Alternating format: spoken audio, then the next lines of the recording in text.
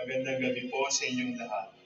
Ito po ang inyong punong lingkod mula sa simbahan na nakikiusap na huminto sa paglalakad at itigil ang lahat ng ginagawa upang tayo ay manalangin. Pasalamatan natin ang Diyos sapagkat tayo ay makakapit. Idalangin natin ang Pangasinan, ang mahal nating lalawigan at ang buong Pilipinas, ang perlas ng silangan. In the name of the Father, and of the Son, and of the Holy Spirit.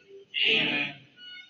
The angel of the Lord declared unto Mary, And she conceived of the Holy Spirit. Hail Mary, full of grace, the Lord is with thee. Blessed art thou among women, and blessed is the fruit of your womb, Jesus. Holy Mary, Mother of God, pray for us sinners, now and at the hour of our death. Amen.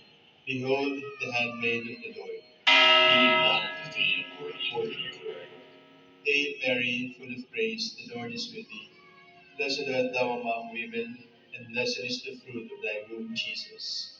Holy Mary, Mother of God, pray for us sinners, now and at the hour of our death. Amen.